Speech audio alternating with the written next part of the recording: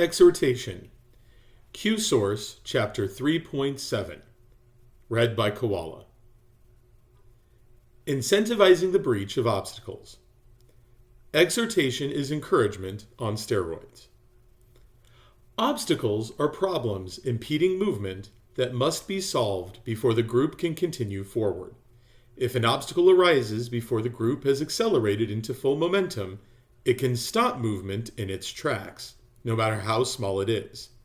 Such is the power of the status quo to suck a man back to earth just as he has started to fly. While exhortation is the last of the 4 F3 leadership skills, in many respects it is the most important, because without it, nothing happens. Just as no plan, no matter how brilliant, survives first contact with the enemy absent leadership, no vision, no matter how powerfully articulated, will sustain movement through the first obstacle it meets without exhortation. It is part of the blocking and tackling required to execute the play the leader draws up on the whiteboard. Because he is prepared, the effective leader expects obstacles to appear in his group's path and stays ready to exhort his followers to breach them by incentivizing them into pushing through what they may see as an impenetrable wall. The effective leader does this dynamically, with energetic and vigorous force. Through exhortation, he changes his group's perception of an obstacle from an unscalable mountain to a molehill that can be traversed through persistence. While exhortation is encouragement on steroids, it must always stop short of compulsion. If a leader resorts to bullying his followers, he is a tyrant, not a leader. Although the line between exhortation and tyranny is clear, it cannot be objectively drawn because it depends on the nature of the obstacle and the relationship between the leader and his followers. Much like the Supreme Court's view on pornography, while a leader may not be able to define it, he must know it when he sees it. Fear of pain and chaos is a powerful obstacle. By nature, people seek personal comfort by avoiding anything that might cause them the pain of emotional or physical hardship. As a result, fear of pain is a powerful obstacle to movement, which is why the status quo remains such a compelling place in the heart of the procrastinating men that we all are. It is there, as compared to movement, that the pain that necessarily results from change can be avoided. And we do not like pain. We are animals programmed for survival to avoid it. Movement causes change, and change results in pain. Thus, the brain screams at the body to stay right where the heck it is, and the body usually obeys. The chaos of uncontrollable circumstances is pain's evil twin brother. Like pain, chaos naturally results from movement away from the status quo. When we move, we encounter new ground, new people, and new circumstances, which, because they are new, present us with challenges we have never before confronted. And since we haven't seen them before, we are naturally afraid that we will not be able to rise to them. Thus, like fear of pain, fear of chaos is a powerful obstacle to movement. Note that we are not saying that it is pain and chaos themselves that inhibit movement, but only the fear of them. This is because a man must be in motion to actually feel pain and encounter chaos. And if that is true, he must not have let fear of either condition bring him to a grinding halt. In other words, he has somehow set aside his fear of hardship sufficiently that he could keep moving forward. And when he does, he generally discovers that he has enough moxie to drive through both pain and chaos. The fear of the hardship was far worse than the hardship itself. Empathy and correction are both necessary elements of exhortation.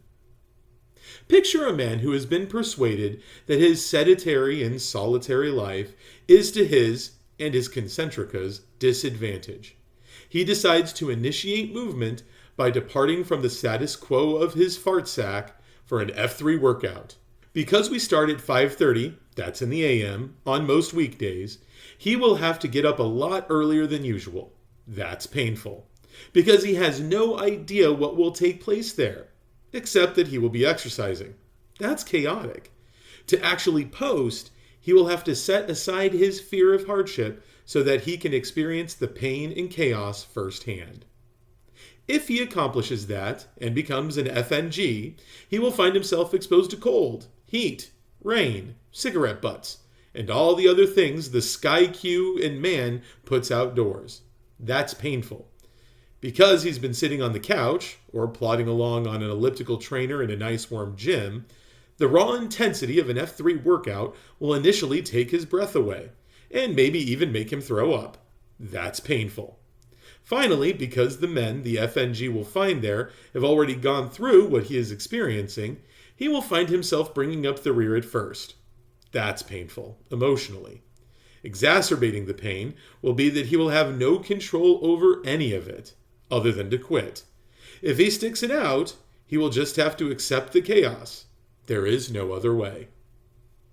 What the man will find is that the actual pain and chaos of less sleep, cold rain, splashing Merlot, and his perceived shame of being the six, for a while anyway, are mere molehills to the mountain that his fear of these things was, just as long as he doesn't quit. And keeping him from quitting is where the exhortation comes into play. The Q must do more than merely encourage him to drive on. He must find a way to incentivize him to breach the obstacles of hardship. This is why we say that F3 is not an organization with leaders, but an organization of leaders. Exhortation is what is necessary to spread a movement with as many obstacles as we have. It's not like starting a book club where vomiting at the first meeting is possible, but very unlikely. What makes a leader a highly skilled exhorter? There are probably as many factors as there are leaders, but there is one common underlying element to all exhortation, and that is empathy. The Q knows that what the FNG is feeling because he felt the same way when he started out from the status quo. Exhortation starts right there, with an expression of, "I know how you feel, brother. I was there, right where you are, and I know how that feels. I have not forgotten. But there is hope, and that hope is how I feel now." In F3, we call this the was now, which stands for, there I was, then this happened, and here I am now. Telling a man that the pain he feels is natural is critical to exhortation. But it's not the whole story. Exhortation also requires the leader to dispense the hard kind of love that influences movement. It's the kind of love that responds to "I can't" with "bullshit, you just won't." And that's why F3's credo is leave no man behind, but leave no man where you find him. Though empathetic to how you feel when you start, we love you too much to let you stay there. When I look back at the leaders who have most impacted me in my life, I see that they were all a bunch of jerks. Not jerks in that they abused me, but in the sense that they declined to let me wallow in my own excuses for non-movement and jerked me out of my cloud of self-deceit. They were the kind of jerks who called bullshit on my desire to procrastinate by forcing my lips off the crack pipe of mañana so that I could inhale the clear, pure air of the right the heck now. They dynamically shame-goaded me to set aside my fear of hardship so that I could feel pain and chaos for myself, and learn that it wasn't strong enough to stop me.